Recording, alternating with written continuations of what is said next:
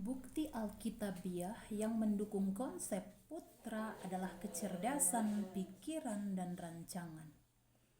Hai semuanya, di video saya yang sudah berlalu saya sempat membahas tentang konsep ketuhanan, yaitu sebagai sebuah titik pusaran raksasa dengan otoritas, kekuasaan, dan kehendak tertinggi sebagai Bapa, lalu kecerdasan pikiran dan rancangan sebagai putra, dan daya, energi, dan kekuatan sebagai Roh Kudus. Nah, konsep ini adalah gambaran Tuhan sebelum masa penciptaan. Sekarang saya ingin memvisualisasikan ini dengan sebuah senter.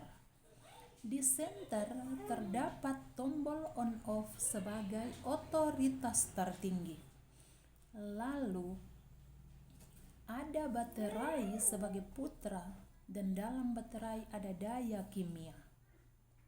Nah, ketiga komponen senter ini tercover dalam badan senter yang akan diam dalam keheningan jika tidak ditekan tombol on off di atas badan senter tersebut.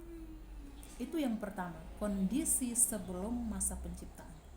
Oke, yang kedua adalah kondisi setelah penciptaan.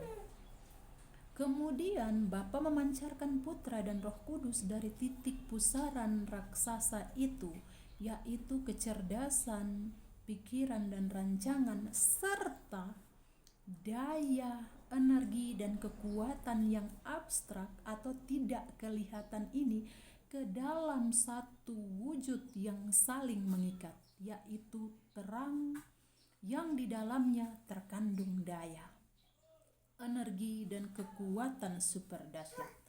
Jadi ini secara tidak langsung Bapa telah memancarkan hukum dualitas alam semesta lewat Putra dan Roh Kudus, yaitu memancarkan Putra keluar dalam bentuk terang lengkap dengan kandungan dayanya. Disinilah hukum dualitas berlaku. Terang gak bisa memisahkan dirinya dari daya itu. Karena apa arti terang tanpa daya? Dan apa arti daya tanpa terang? Jadi media hantar itulah terang. Lalu daya penghantar itulah daya atau Roh Kudus itu. Nah, sama persis dengan senter. Ketika tombol on off dinyalakan, maka cahaya dari senter yang berpusat di baterai itu akan memancar keluar bersamaan dengan daya yang menyatu dalam terang senter tersebut. Dan pada sesi ini kita akan membahas lebih rinci tentang Putra. Jadi kita menelusuri bukti Alkitabiah yang mendukung Putra sebagai kecerdasan pikiran dan rancangan dan cahaya, yaitu bentuk abstrak dan wujud nyata Sang Putra. Yang pertama pada Yohanes bab 1 ayat 1. Pada mulanya adalah Firman atau Logos. Firman itu bersama-sama dengan Allah, dan Firman itu adalah Allah. Ayat ini menunjukkan bahwa sejak kekekalan, pikiran dan kecerdasan Allah atau Logos itu ada bersama-sama dengannya, dan secara esensial adalah Allah sendiri. Yang kedua,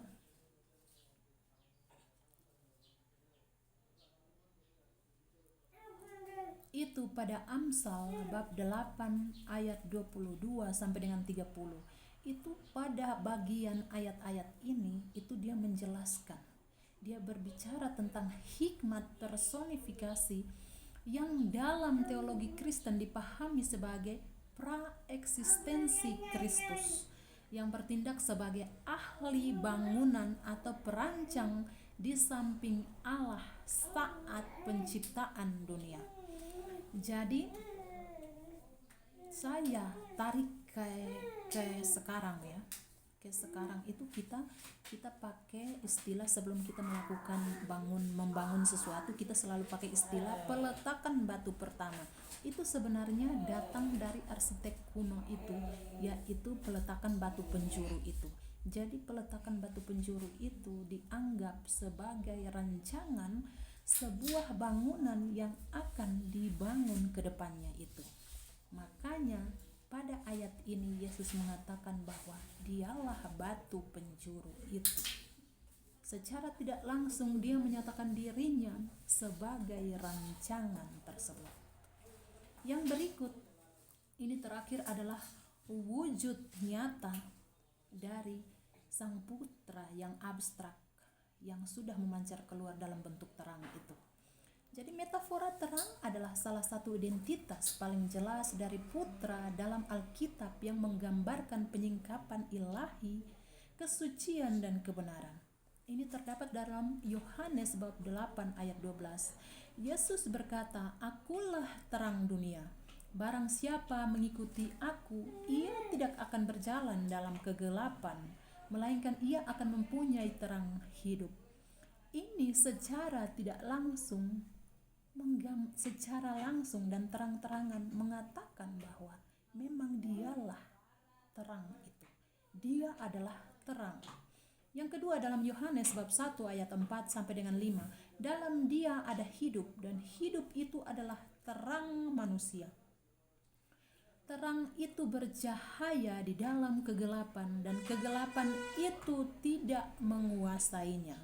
Yang ketiga dalam Ibrani 1 ayat 3, ia adalah cahaya kemuliaan Allah dan gambar wujud Allah. Kata cahaya kemuliaan itu dalam bahasa Yunani dari kata apaugasma, merujuk pada pancaran sinar atau terang yang keluar dari sumbernya, yaitu Sang Bapa itu. Jadi ini nanti kita akan membahas lagi banyak hal ke depannya, namun sebelum kita melangkah ke semua itu, kita selesaikan dulu Trinitas. Jadi misi tentang Trinitas ini belum selesai, akan selesai di Roh Kudus. Dan itu kita akan menguji konsep ini ya. Kita akan menguji konsep ini ke segala sudut. Jika konsep ini nyambung ke segala macam sudut, ke segala macam arah, ke segala macam sisi, konsepnya tepat.